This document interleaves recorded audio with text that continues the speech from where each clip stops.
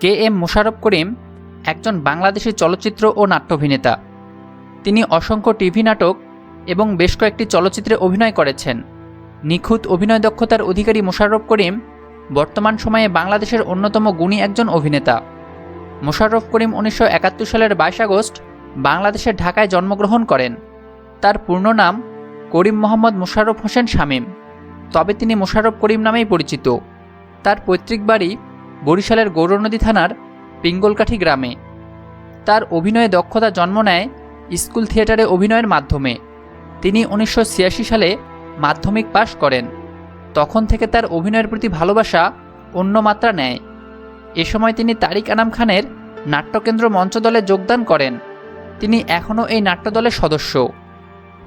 মোশাররফ করিম 1999 সালে এক পর্বের নাটক অতিথিতে অভিনয়ের মাধ্যমে ছোট পর্দায় আগমন করেন।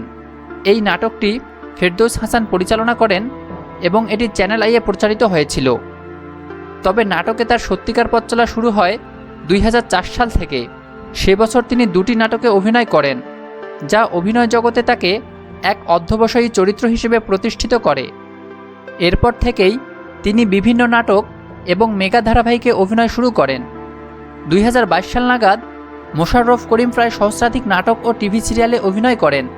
তন্মধ্যে উল্লেখযোগ্য কয়েকটি হচ্ছে জর্দা জামাল, সিকান্দার বক্স, ছাইয়া ছাইয়া, যমজ, রঙিন ফানুস, বউ কথা কও, দেয়াল আলমারি, হাই প্রেশার, ভবের হাট, সেই রকম চাকর, আউট অফ নেটওয়ার্ক, সাদা গোলাপ, সিরিয়াস কথার পরের কথা, city life, behind the scene প্রভৃতি।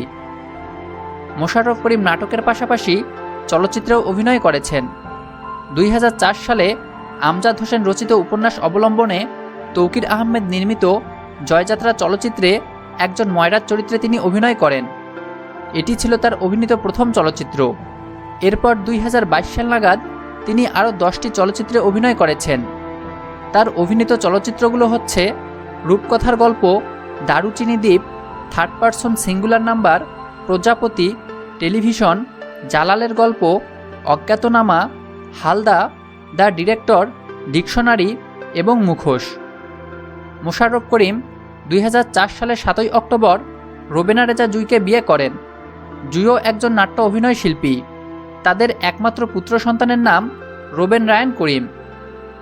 2008 সালে দেয়াল আলমারি, 2012 সালে জর্দা জামাল এবং 2013 সালে সেই রকম চাকর নাটকে অভিনয়ের জন্য মোশাররফ করিম মেরিল প্রথম আলো পুরস্কারে সমালোচকদের বিচারে শ্রেষ্ঠ পুরুষ টিভি অভিনয়শিল্পীর পুরস্কার অর্জন করেন।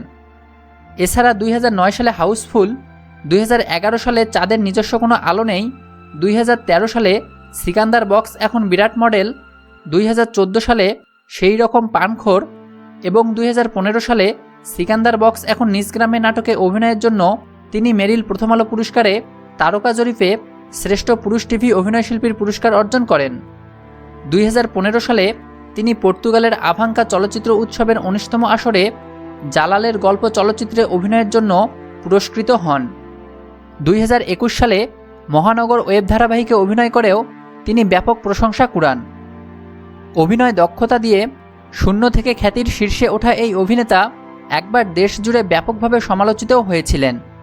2018 সালে বাংলাদেশের একটি জাতীয় স্যাটেলাইট টিভি চ্যানেলে জাগো বাংলাদেশ নামক অনুষ্ঠানে তিনি ইসলাম ধর্মের গুরুত্বপূর্ণ বিধান পর্দা নিয়ে বিরূপ মন্তব্য করেন। অনুষ্ঠানের এই ভিডিও ক্লিপটি রাতারাতি সোশ্যাল মিডিয়ায় ভাইরাল হয় এবং তিনি রক্ষণশীলদের সমালোচনার তীরে বিদ্ধ হন। প্রথমে তিনি গণমাধ্যমকে জানান তার বক্তব্য ভুলভাবে উপস্থাপন করা হয়েছে। অবশ্য পরে তিনি তার বক্তব্য উইথড্র করে নেন এবং ধর্মীয় অনুভূতিতে আঘাত দেওয়ার জন্য ক্ষমা প্রার্থনা করেন।